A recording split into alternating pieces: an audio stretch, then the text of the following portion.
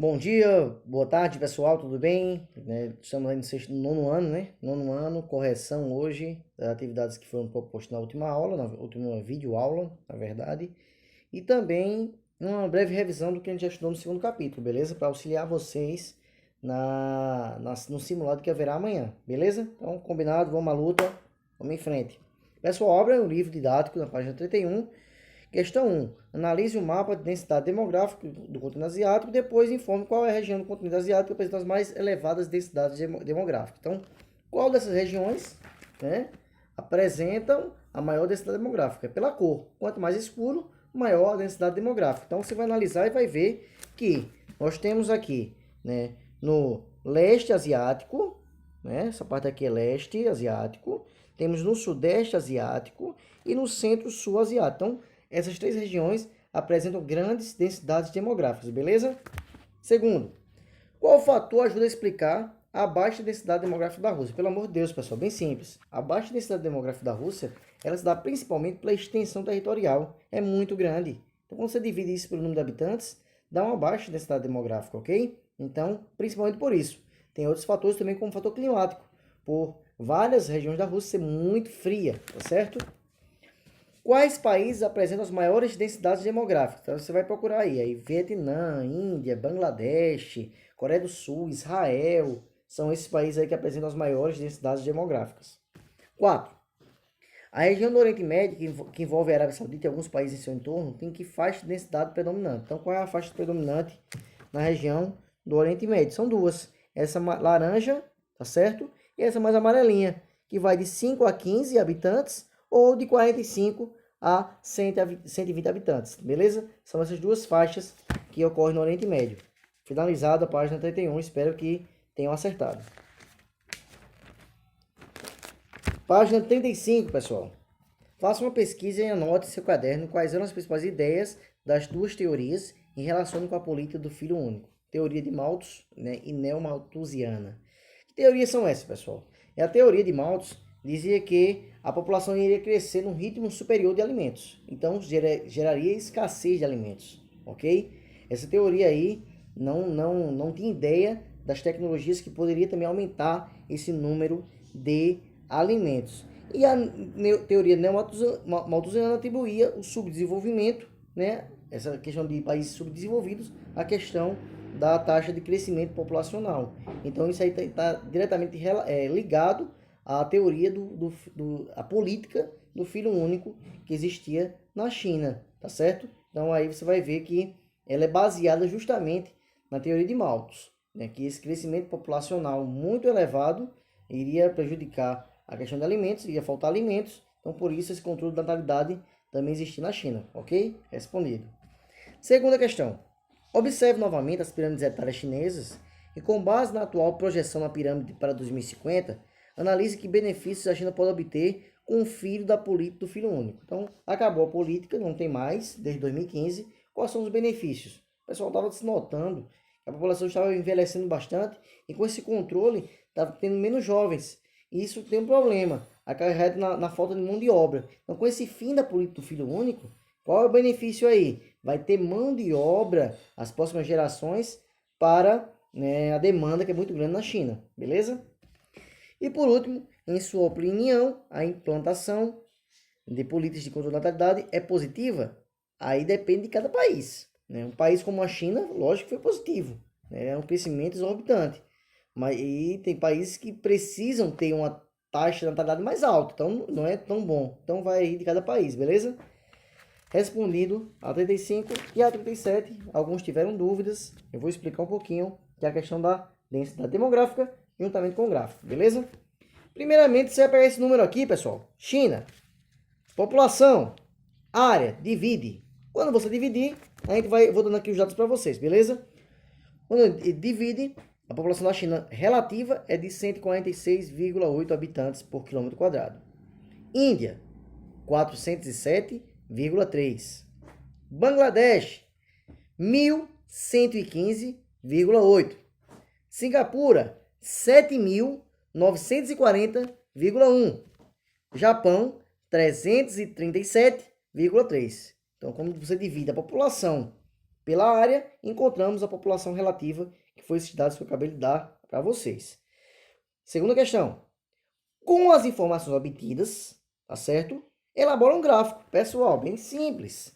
Tá? Aqui o nome dos países, ó, China, Índia, Bangladesh, Singapura e Japão. Então, por exemplo, China deu 146. Você vai subir um tracinho aí até antes dos 500, que é 146, é menos do que 500. Deixa eu ver aqui um bem alto. Bangladesh, 1115. Vai subir uma linhazinha em Bangladesh acima dos 1000, tá certo? E menos do que 1500.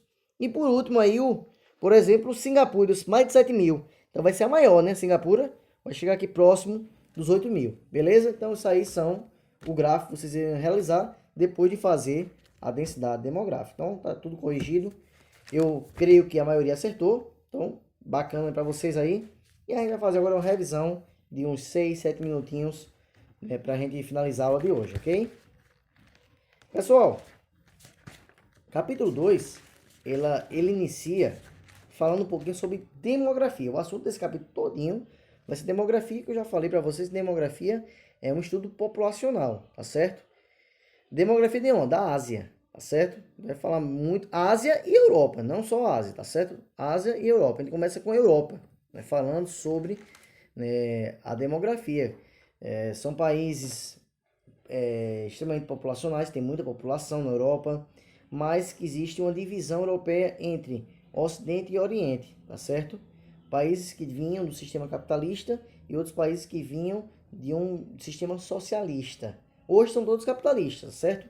Mas vinham desse sistema aí e a questão cultural é bem diferente de uma região para outra, devido a esses processos históricos e culturais que ocorreram na Europa. Para ter uma ideia, os principais idiomas europeus vêm de 3 grupos. Vem do latim. Professor, quais são as línguas faladas do latim? É o português, é o espanhol, é o francês, tá certo? Então, latim. Temos o germânico, que é o alemão, o holandês, o inglês, tá certo? Tudo isso vem do germânico.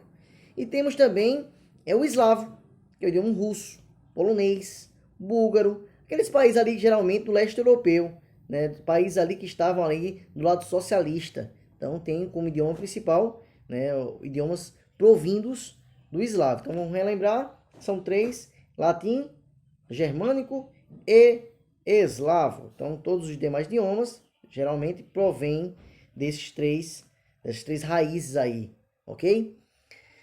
Falando de Europa ainda, vem uma questão que atinge não somente a Europa, mas vários países, né? O envelhecimento da população, né? Aqui nesse caso, na Europa, a gente tem visto que os padrões de vida têm melhorado, a saúde pública, os IDHs, principalmente dos países mais desenvolvidos, e, consequentemente, temos visto um envelhecimento cada vez mais da população. E com esse envelhecimento também vemos também a questão da natalidade. A questão da natalidade na Europa, ela é muito baixa. Inclusive, existe também um crescimento muitas vezes negativo. Quando você pega a taxa de natalidade pela mortalidade e nasce menos pessoas do que morrem. Então há um crescimento negativo. Ou às vezes há um crescimento positivo, mas muito pequeno. Porque há um controle dessa taxa de natalidade. Porque países mais desenvolvidos, as mulheres trabalham, né, cuidam mais da questão profissional e acabam tendo 1, 2, ou às vezes nem tem filhos. Tá certo? Então tem essa questão aí. Então esse envelhecimento causa preocupações de cunho econômico e social. Por quê? Como se manter uma aposentadoria dessas pessoas se não tem população ativa no mercado de trabalho? Né? Se não tem menos jovens trabalhando. Então é uma preocupação muito grande, que gera muitas vezes um desgaste entre a população e o governo, como foi na Grécia. A Grécia precisou tomar medidas de austeridade. O que é isso, professor? Medidas impopulares que eram precisas para reverter a situação econômica, aquele caos econômico que existia na Grécia. Hoje estão passando por águas mais tranquilas, mas passaram por momentos muito difíceis mesmo, muito difíceis, precisaram muito da ajuda de países, né, vizinhos ali da União Europeia para conter aquela crise previdenciária, principalmente. O Brasil, né, é um caso também que passou recentemente, não acompanhou a reforma da Previdência, tá certo? Aí finalizamos a Europa, entramos na Ásia, tá certo? Aspectos demográficos da Ásia. Então a gente viu também na aula passada que China e Índia são os países mais populosos, a Ásia apresenta o maior contingente populacional, né? Existem países com elevadíssimas densidades demográficas, com elevadíssimos indicadores populacionais, né? Então, essa é uma questão muito importante aí da Ásia, né? Vimos também essa diversidade cultural que existe na Ásia, né? É uma diversidade cultural muito grande, muito diferente da cultura ocidental, muito diferente. A questão de religião também, né? A gente vê aí na Ásia uma religião muito diferente do que a gente conhece aqui no Ocidente, né? Mais o budismo, o islamismo, né? Então a gente vê uma cultura bem diferente. Vemos a população chinesa, é uma população extremamente grande, né? Com uma cultura muito diversificada, costumes totalmente diferentes, né, dos nossos, mas que nas últimas décadas abriu a economia, né? É um país comunista, tá certo? Um partido único, com certas restrições de liberdades, né? Mas que abriu o seu sistema econômico para o capitalismo. Então, politicamente é comunista, mas economicamente falando é um país capitalista, que coisa, não? E é um país que cresceu muito, economicamente falando, né? Temos uma população gigantesca, cerca de 10 vezes mais a população brasileira, é algo muito grande, tá certo? Populacional. Uma etnia, 92% da etnia Han, apesar de existir várias etnias na China, tá certo? E adotou, por muitos anos, a política do filho único. Nós fizemos uma correção agorinha dessa atividade, correção sobre a política do filho único, acabou em 2015, que vai gerar alguns benefícios importantes para mudar essa configuração etária da China.